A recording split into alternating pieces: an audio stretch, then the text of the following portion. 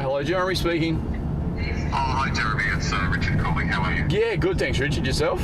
Good. I was just wondering if you're on the road and on your way. We are. We're just doing a little bit of filming along the way. Just let Okay. me go back to Google Maps and I'll tell you we are 3.1 kilometres away, so we'll see you in 4 minutes. I love the modern technology. It allows us to be so exact.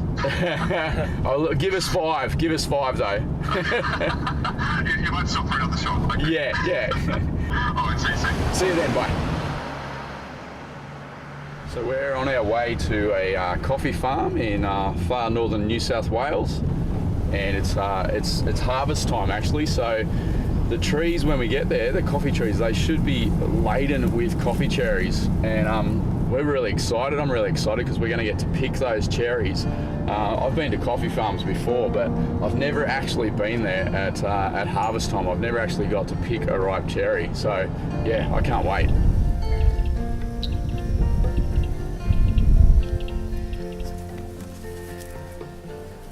I want to see what happens. I want to see where it all starts. Where does it all begin before those beans end up in the grinder, ready to be made into a coffee.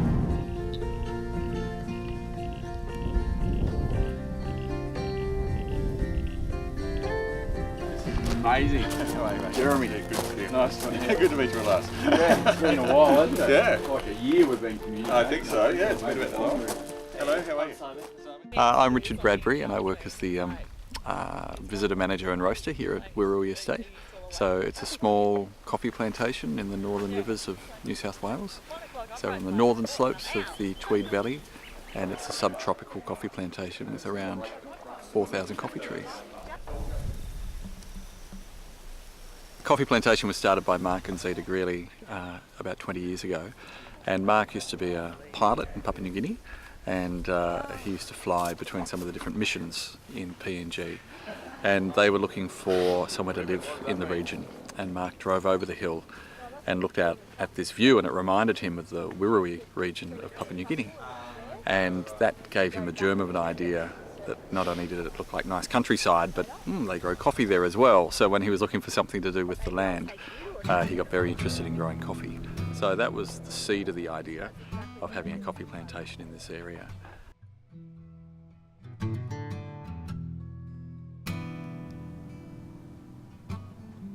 The idea of opening up the coffee farm, rather than just being a green bean producer or a roaster, is really about inviting people in to understand the coffee journey. Okay. Until the shed's been open. So it's Yeah. nice, and on Yeah. a day like today it would have been perfect. Good coffee people are like goldfish. Every time you see a really great cup of coffee, you go, "Oh, that's fantastic!"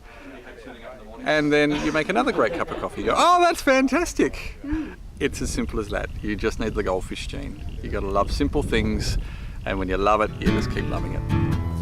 That's what it's all about. I've always described it as a goldfish gene, isn't it? You just sort of go, "Oh, that's really interesting." And then people go, "Don't you get bored?" No, it's really interesting. Just as the goldfish going around their bowl goes, "Oh, look! I've never seen that view before." "Oh, look! I've never seen that view before."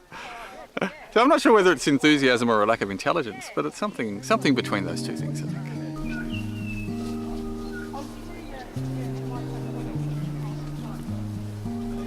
Alternatively, you can put it around your neck or over your shoulder, whatever's comfortable, and just drop the cherries down into there. I'm here because I won the 2015 Foodco Barista Franchisee coffee competition. And this was part of my prize.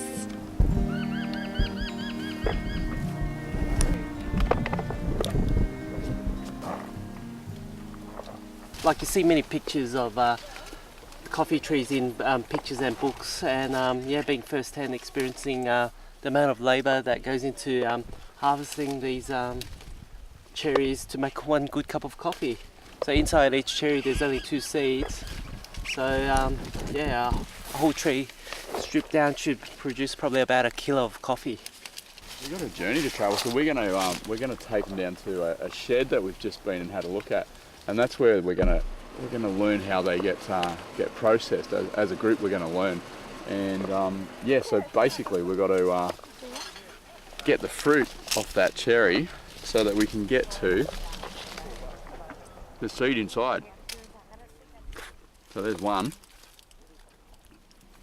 And that's what we've got to get. And then, so processing, then what we've got to do is there's mucilage on the outside of that, which you can see. Even when I try and scratch it off, this is really slimy. When I try and scratch that off, it's really hard to get off. So that's what we've got to do to process it, so that we can then end up with the green coffee bean. So that's what we're going to do after we pick some more cherries.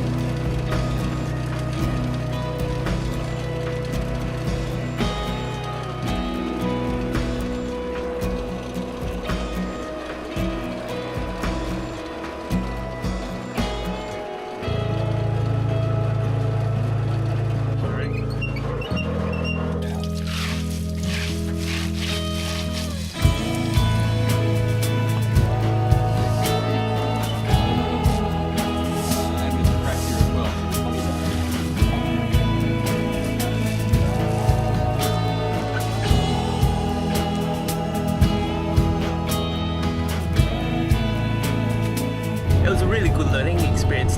Richard shared so much information with me that was, really overwhelming. Like I felt like I needed to stay there for another week to really absorb it all in.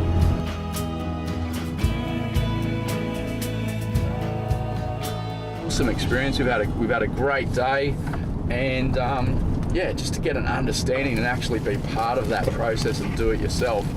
It's really makes you respect the coffee even more than what we already did as a group.